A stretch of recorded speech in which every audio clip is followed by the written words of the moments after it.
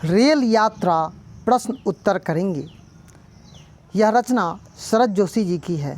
पहला प्रश्न है, मनुष्य की प्रगति और भारतीय रेल की प्रगति में लेखक क्या देखता है? उत्तर लिखेंगे। प्रस्तुत पाठ हमारे हिंदी पाठ्य पुस्तक गोधली भाग 1 से उद्धृत है। लेखक का नाम शरद जोशी है और पाठ का नाम रेल यात्रा है। मनुष्य की प्रगति व भारतीय रेल की प्रगति में लेखक ने समानता दिखाने का प्रयास किया है। आज भारतीय रेल की जो स्थिति है उसमें व्याप्त अव्यवस्था है, वैसे ही मनुष्य के जीवन में अव्यवस्था को देखता है। लेखक ने भारतीय रेल के प्रगति के उदाहरण स्वरूप रखकर भारतीय समाज और राजनीति में हो रहे प्रगति को सामने लाने का प्रयास किया है। जिस तरह रेल को मुंबई से दिल्ली जाना होता है, उसमें सवार यात्री या जो सवारी होता है उसको तो अपने स्थान पर जाना है।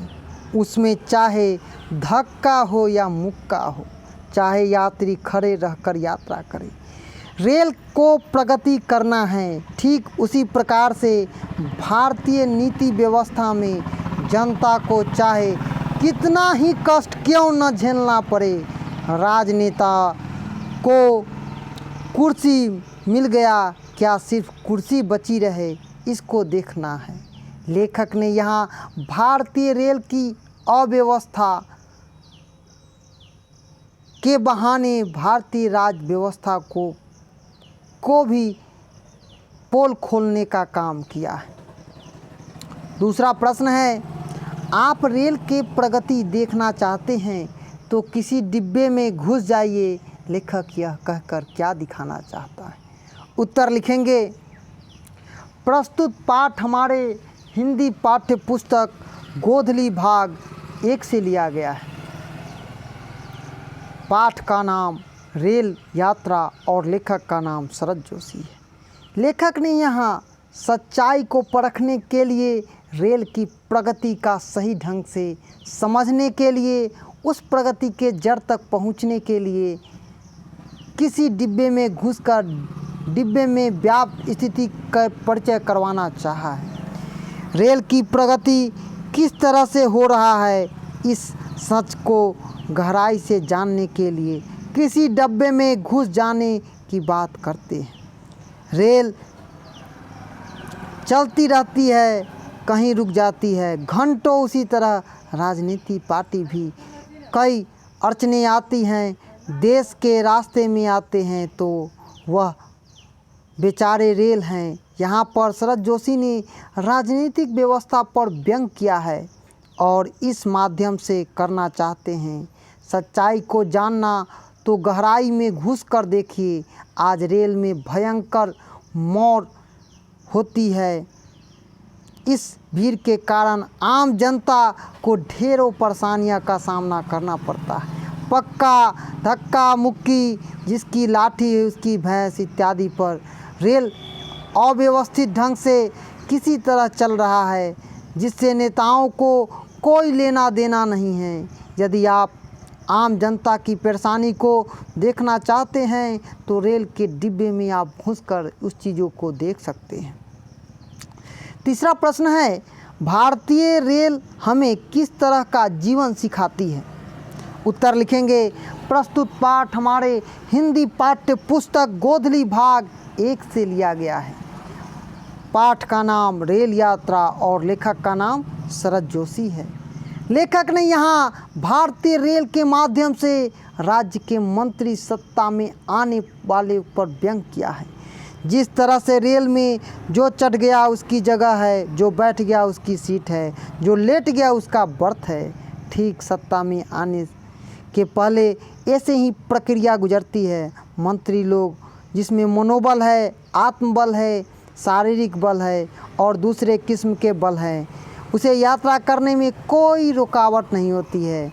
ऐसे ही लक्ष्य के लोग मुख्यमंत्री बनते हैं। लेखक ने दर्शाने का प्रयास किया है भारतीय रेल इसमें यात्रा करने के बाद ऐसे ही जीवन बिताता है। जो जीता वही सिकंदर, जो छला उसी का ज़मीन, जो लेटा उसी का वर्थ। टिकट क्या महत्व है, सत्ता में आ गए हैं बस अपना राज है। तो करना है चाहे जनता कष्ट में हो या मंत्री आराम से सोए। सब अपना है ऐसा ही दृश्य को लेखक ने राज व्यवस्था में व्याप्त अनीति को दिखाने का प्रयास किया है। जब कुर्सी मिल गई तो क्या ये तो भगवान की देर है, इतना संघर्ष किया मिल गया अपनी जन्नत है। जिस तरह के जीवन को सिखाती है भारतीय रेल। चौथा प्रश्न है, ईश्वर आपकी यात्रा सफल करे। इस कथन से लेखक पाठकों को भारतीय रेल के किस अव्यवस्था से परिचित कराना चाहता है? उत्तर लिखेंगे। प्रस्तुत पाठ हमारे हिंदी पाठ्य पुस्तक गोधली भाग 1 से उद्धृत है। लेखक का नाम शरद जोशी और पाठ का नाम रेल यात्रा है। ईश्वर आपकी यात्रा सफल करे। इस कथन से लेखक ने पाठकों को भारतीय रेल की प्रशंसाहीनता से परिचित करवाता है। रेल जो कि प्रशासनिक अव्यवस्था है उससे परिचित कराते हुए लेखक चाहता है कि ईश्वर ही एक सहारा है जिसके नाम पर भीड़ में भी जाना मिल जाता है। भारतीय रेल को तो सिर्फ अपना कर्म करना है, एक जगह से दूसरे जगह पहुंचना है। डिब्बे में कोई सो रहा है, जा रहा है और कोई खड़ा है तो वहां प्रशासन नहीं, ईश्वर के दुहारे पर खड़े व्यक्ति को बैठना मिल जाता है। इसीलिए तो ईश्वर की यात्रा सफल स्टेशन पर लिखा रहता है। अगर ईश्वर आपके साथ, टिकट आपके साथ, पास में सामान का और जेब में पैसा ज़्यादा है तो आप मंजिल तक पहुंच जाएंगे। भारतीय रेल का तो कर्म करता है, फल की चिंता नहीं करता है। जिससे जाना है वो तो जाएगा ही। लेट कर बैठ कर लेटे, सोकर टांग पसार कर, जिसमें आत्मबल है, दूसरे किस्म का बल है, उसे यात्रा करने में कोई नहीं रोक सकता है। वे व्यक्ति जो शराफत और अनिर्णय के मारे होते हैं वे कोई भी काम ऐसे नहीं करते हैं और अपने वेटिंग लिस्ट में पड़े रहते हैं। ट्रेन स्टार्ट हो जाती है और वे सामान दरवाजे पर खड़े रहते हैं। इसीलिए इसमें पास में ईश्वर और सिर्फ टिकट होता है। ईश्वर ही है तो ट्रेन में चढ़ पाते हैं, सीट ग्रहण कर पाते हैं। प्रशासन के चक्कर से ट्रेन खुल गई, टिकट वाले स्टेशन पर ही हैं। यहाँ लेखक ने भारतीय रेल प्रशासन का करारा व्यंग किया है और भारतीय व्यवस्था के कुव्यवस्था की ओर इशारा किया है। पांचवा प्रश्न और अंतिम प्रश्न है जिसमें मनोबल है, आत्मबल है और दूसरे किस्म का बल है, उसे यात्रा करने में कोई रोक नहीं होता है।